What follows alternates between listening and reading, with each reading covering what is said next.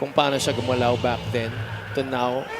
Ang laki na ng diferensya eh. Because of all the injuries, nag-diminish din yung athleticism. Oo.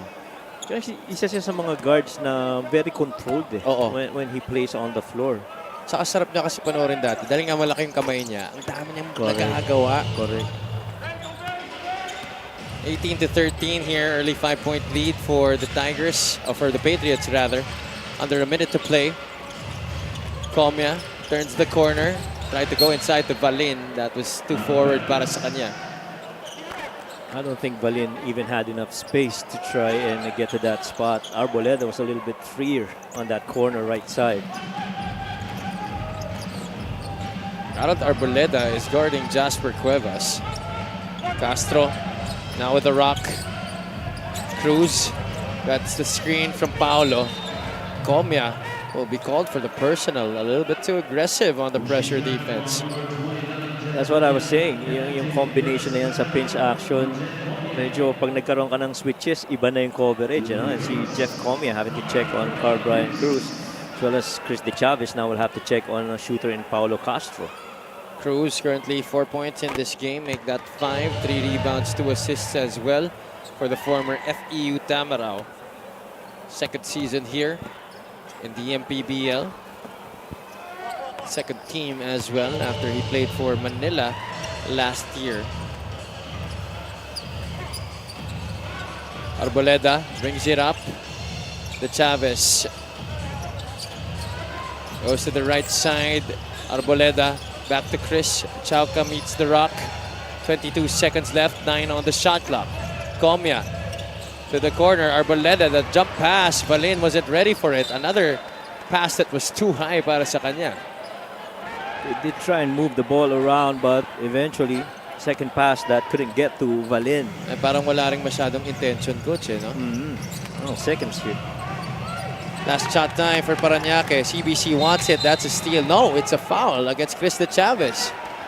And that's going to be 2 free throws. Once again, para kay CBC. Chris was saying he fell.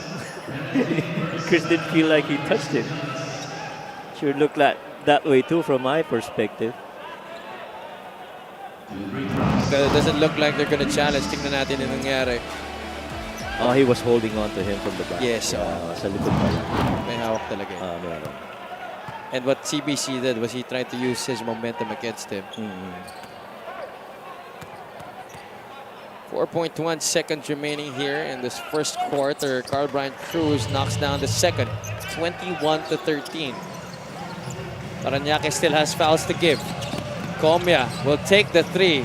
Comia missing everything there. And that's going to do it. First 10 minutes of action in the books here between the Davao Occidental Tigers and the Parañaque Patriots, both debuting franchises here in the season. JP Calvo leading the Patriots here in the opening quarter. Spectacular debut para sa kanya. 8 points, 3 rebounds on 3 out of 5 field goal shooting. He was everywhere in that quarter, Coach Mike. One thing that's clear, JP though is going to be leading this Parañaque Patriots team. And the first quarter so far has been a getting to know you quarter, not just for your teammates, but even for your opponents. Smallest man on the floor, dominating for the Parañaque Patriots. They're up by 8, 21-13.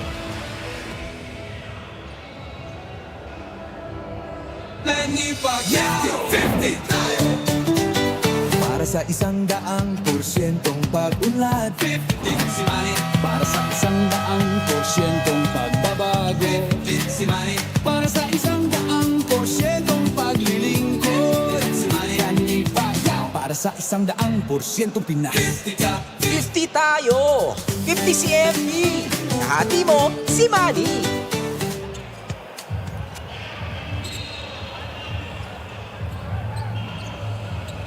Check out our special deal from 1xBet. Scan the keyword code and claim your special offer from 1xBet, the title sponsor of the Maharlika Pilipinas Basketball League, ang liga ng bawat Pilipino. We are coming to you live from the newest venue of the Rizal Golden Coolers, the Inares Center 2 in Montalban. Of course, the Golden Coolers will be taking on the Mindoro Tamaraos right after this one at 8 o'clock p.m. We have Parañaque versus Davao Occidental playing their first games of the season.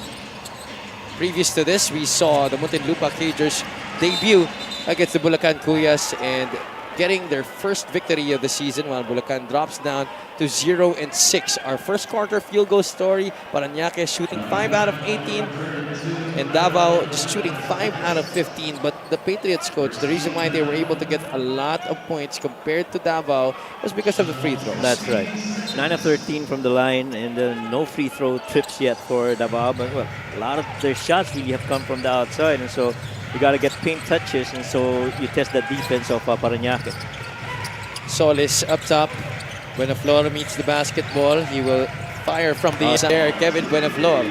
No surprises right there. Kevin Buenaflor of Coach Mike Sagigit, which requires a lot of perimeter shooting, which is pretty much the range of Kevin Buenaflor. This free throw brought to you by Extreme Appliances, ang subok at kompletong appliance brand ng Pilipinas. What's even got me interested is Alan Mangas playing the system of Coach Mike Sagigit. That's, to me, is very interesting. Solis. Elbow.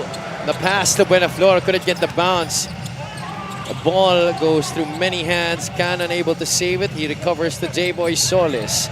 Mangas working the two-man game with J-Boy Solis. That's a nice challenge from Jeff Comia. There's a foul called laban sa Parañaque. Yeah, and sure, J-Boy Solis missed that shot, but you know that's his range. I mean, at some point in time, he's going to be able to calibrate that and make it. And for you to be receiving that pass from Alan Mangas on the middle ball screen, you're going to see more of that if you're J-Boy Solis. He won numerous MVP awards shooting from that area. Oh, yeah. Pinch post, that's J-Boy Solis right there. 10-point lead of Comia. You know he plays so hard at any given time. He will not slow down para sa'yo. He doesn't care who's in front of him. Oh, yeah. If there's one player who's teaming with a lot of confidence, Jeff Comia is one of those guys. He's not arrogant. He's just, you know, understands his style of play, and he puts a lot of confidence on his skill set. Let's go courtside to Miss Sydney Crespo. Davao Occidental Tigers new head coach Arvin Bonleon says the team is 70% ready for the season, with the remaining 30% focused on improving their chemistry, connection, and transition defense. He acknowledges that they are a small team, so their mindset should be about maximizing the court, especially beyond the three-point line. Coach Arvin also shared that he built this team gradually, marami daw dyan, role players. However, with increased minutes, they now have the opportunity to showcase their talents. Ang paalala niya, he expects them to trust themselves and take their shots with confidence. What do you think, Javi, Coach Mike? Maraming salamat, Sid. Well, you know, Coach Arvin Bonleon has been with his team for quite some time. Last year, he was the team manager and swings back on over to his role as head coach that was once held by Coach Manu Inigo last year. And I'm sure that with his roster right now, he's more confident than last year because ngayon parang mas maganda yung chemistry na nabubuo nila. That's right. At saka ano yung when Sid mentioned about beyond the threes na look, that's definitely what we're seeing right now. I mean, 10 of their 15 shots have actually come from outside.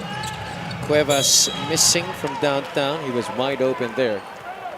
There's a foul called against Parañaque, another one of the loose ball variety. Cannon will pick up his first personal. There you see Coach Mike Sagigit, long-time head coach of the Parañaque Patriots and of the Olivares College Sea Lions.